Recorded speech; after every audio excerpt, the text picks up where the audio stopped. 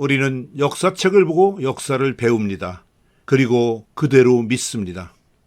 그러나 특정 역사는 역사 사료를 직접 보아야 더 정확하게 역사의 진실을 알 수 있습니다.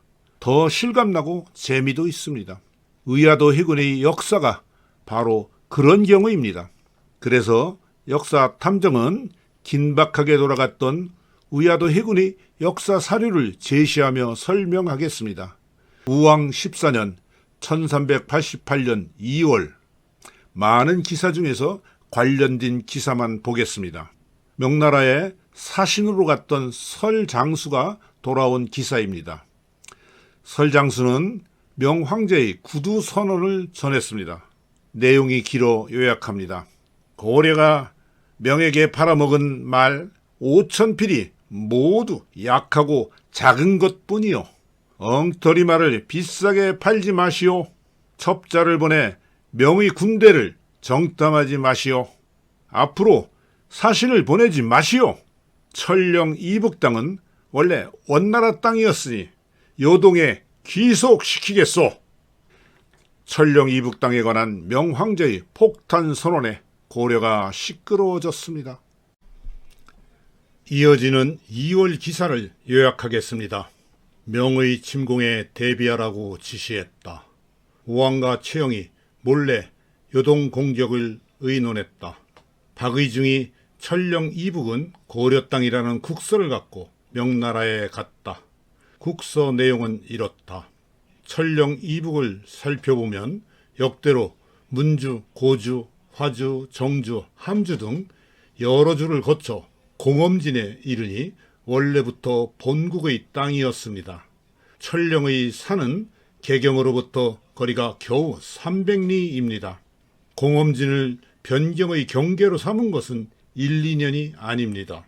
이 기사에서 천령 이북은 함경도를 가리키고 있다는 것을 알 수 있습니다. 다음은 1388년 3월 기사를 순서대로 볼까요? 세자와 왕비들을 한양산성으로 옮기게 했다.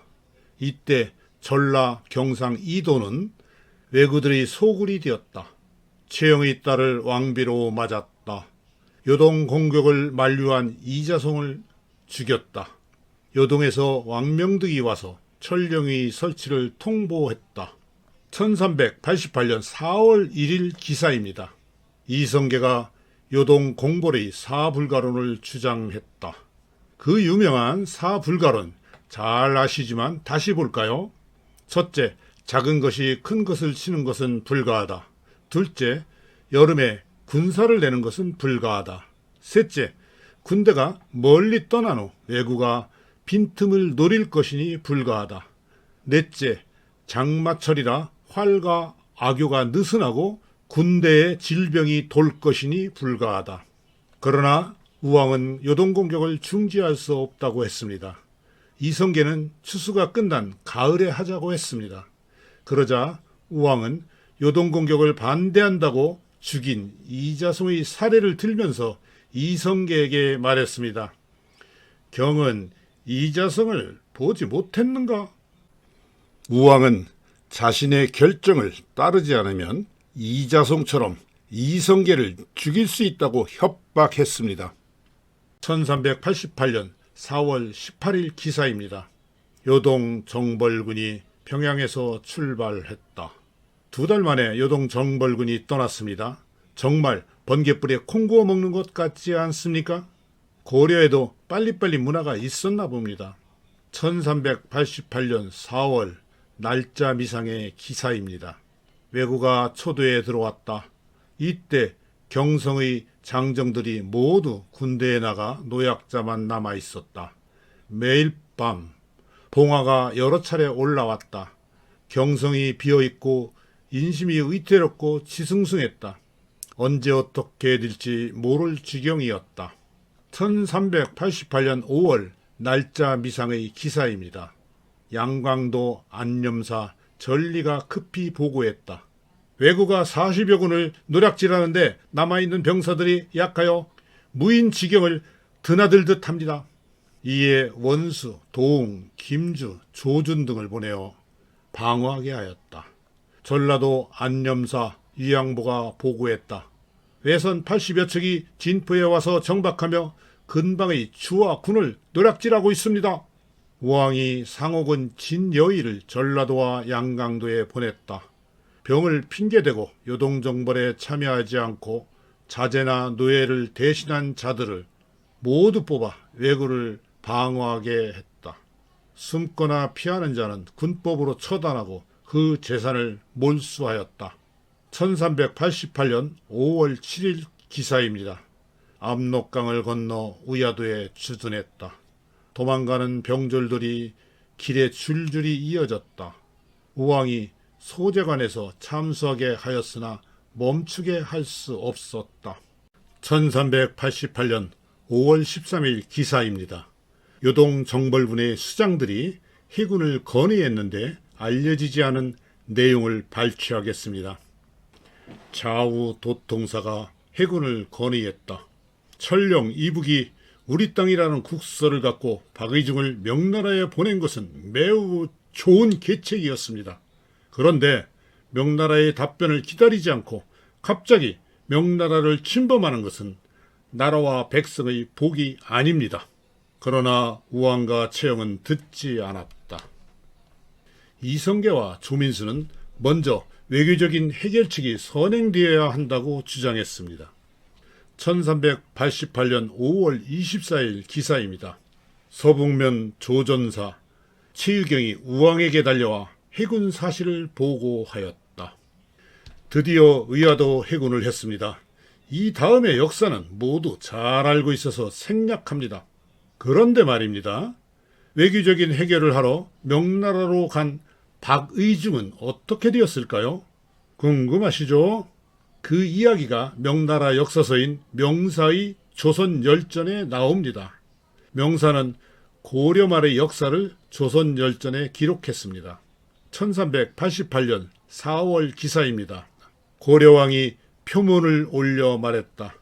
철원 땅은 실상 대대로 고려에서 지켜왔으니 과거대로 해주시기 바랍니다. 황제가 말했다. 고려가 예전에는 압록강을 경계로 삼았다. 그런데 이제 와서 천령이라 꾸며 말하니 거짓임이 분명하다. 이러한 짐의 말을 깨닫게 하여 본분을 지키게 하고 쓸데없는 상쟁의 원인을 낳지 않게 하라. 아니 이게 무슨 멍멍이 소리인가요? 천령이란 지명은 고려와 요동 두 곳에 있었습니다. 그런데 고려군이 요동으로 온다고 하니 명황제가 헷갈린 것 같습니다. 고려가 요동의 천령을 고려 땅이라고 주장한다고 오해한 것 같습니다. 더 이상 명사에는 기사가 없습니다. 그렇다면 그 결과는 어떻게 되었을까요? 그 결과가 고려사 저료에 나옵니다. 우왕이 물러나고 창왕이 즉위한 1388년 6월 기사에 있습니다. 이 기사의 내용이 아주 길어서 요약합니다. 박의중이 명나라에서 돌아왔다. 명나라 예부에서 황제의 뜻을 받들어 자문을 보냈다. 고려왕이 말한 바에 따르면 그 땅은 마땅히 고려에 예속되어야 한다. 그러나 고려에서 말하는 것을 가볍게 믿을 수는 없으니 반드시 상세하게 살펴본 후 그렇게 할 것이다. 이어서 명황제는 그동안 고려가 자신을 5번이나 모욕했다고 비난했습니다. 그리고 중국의 역대 왕조가 한민족의 왕조를 정벌한 역사를 자세히 설명했습니다. 그 모든 것이 한민족이 자초한 일이라고 했습니다. 그리고 경거망동하지 말 것을 경고했습니다. 아마도 요동 정벌군에 열받았던 명황제가 의아도 해군 소식을 듣고 한 말 같습니다. 그 후 한국과 중국 사서에 더 이상 천령 이북에 관한 기사가 나오지 않습니다. 고려와 명의 영토 분쟁이 끝났습니다. 그 후 우리가 알고 있는 조선의 지도에는 함경도가 대부분 포함되어 있습니다. 그런데 말입니다. 앞에서 언급한 명사 조선열전에서 명황제가 천령에 대해 오해하고 화를 낸 것 기억나시죠?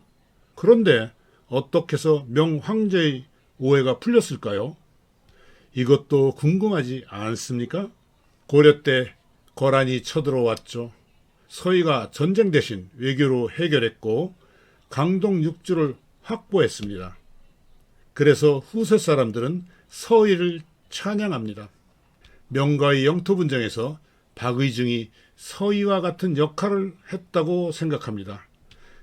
그 이유를 알아보겠습니다. 공민왕은 반원 친명 정책을 펼쳤습니다. 명황제 주원장은 명나라 건국을 가장 먼저 축하한 공민왕을 엄청 좋아했습니다. 원나라 세력을 몰아내는 동지애를 가졌을지도 모릅니다. 사신을 자주 보내 고려의 문물을 전해주었습니다. 그런데 공민왕이 죽은 후 친원파가 고려의 정권을 잡았습니다. 고려는 정치적으로는 북원과 밀착하면서 경제적으로는 명과도 교류하려고 했습니다. 그 당시 명나라는 만주와 몽고로 물러난 원나라 세력과 사실상 전쟁 중이었습니다. 명황제는 공민왕을 암살한 고려에 대해 분노했습니다. 고려가 원나라 세력과 손잡고 무슨 짓을 하지 않을까 의심하고 경계했습니다. 명황제는 원나라 세력을 완전히 정벌하기 위해 말이 필요했습니다. 고려에게 말 수출을 요구하며 외교관계를 최소한으로 유지했습니다. 고려 사신들을 불신했습니다. 고려 사신은 장사꾼, 사기꾼, 첩보원이라고 생각했습니다. 명황제는 분노를 표하는 국서를 보내고 고려 사신을 억류도 했습니다. 그런데 박의중에 대해서는 특별하게 생각했습니다. 앞에서 말씀드린 고려사 저료 1388년 6월 기사에 박의중 이야기가 이어집니다. 명나라 사신으로 오는 박의중의 행장에는 물건이 하나도 없었다. 요동에서 호송을 맡은 명나라 서현이 포를 요구했다. 참고로 이 기사는 고려 사신이 명나라에 와서 장사를 하니까 명나라에서 고려 사신의 짐과 옷을 조사한 것 같습니다. 박의중이 주머니를 뒤집어 보이고는 입고 있던 모시옷을 벗어서 주었다. 서현이 박의중의 청렴함과 고결함에 탄식하며 명나라 예부에 보고했다. 황제가 그를 불러 후하게 대우하고 예부의 명에서 연회를 베풀게 하였다. 평장이나 원사보다 윗자리에 앉게 했다. 드디어 천령 땅에 요동위를 설치하는 의논을 중지하였다. 박의중은 전쟁이 임박한 시기에 외로이 명나라에 갔습니다. 죽느냐 사느냐의 길이었습니다. 외교관으로서의 임무에 충실하였습니다. 박의중의 바른 자세를 명의 예부가 인정했고 명황제가 직접 만났습니다. 박의중은 천령 이북에 대해 명황제에게 직접 설명할 기회를 가졌습니다. 그래서 명황제는 고려가 요동의 천령을 주장한다는 오해를 풀 수 있었습니다. 그리고 고려에 있는 천령 이북이 고려 땅이라는 것을 인정받았습니다. 박의중이 천령 문제를 외교적으로 해결한 것입니다. 그래서 역사탐정은 박의중을 서희와 같은 인물이라고 생각합니다. 위화도 해군을 정리해 볼까요? 요동정벌은 요동을 차지하려는 것이 아니라 천령 이북 땅을 뺏기지 않기 위한 것이었습니다. 우왕과 채영은 요동 공격을 밀어붙였습니다. 이성계는 불가론을 주장했습니다. 이성계와 조민수는 외교적인 해결이 선행되어야 한다고 주장했습니다. 그러나 묵살당했습니다. 그리고 외교관으로 명나라에 간 박의중이 해결했습니다. 이성계, 조민수, 박의중이 전쟁을 하지 않고 천령 이북 땅을 지켰습니다. 이것이 역사탐정이 말하는 의화도 해군의 진실입니다. 만약에 의화도 해군을 하지 않았다면 어떻게 되었을까요?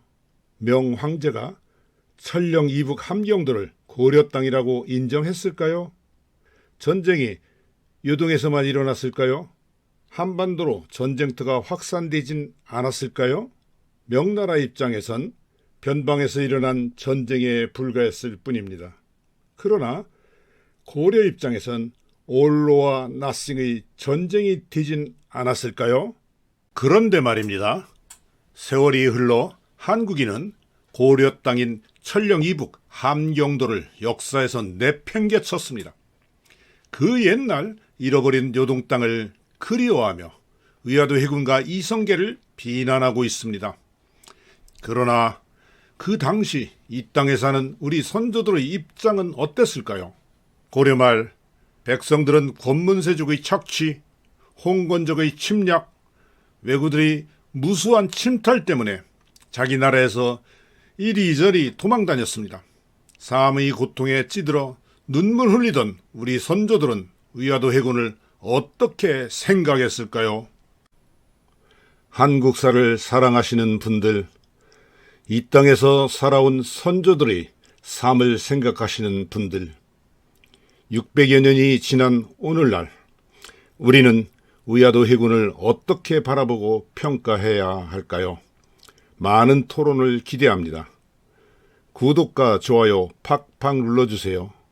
그래야 역사 탐정도 힘이 팍팍 납니다. 더 유익하고 재미있는 영상을 만들어 보답하겠습니다.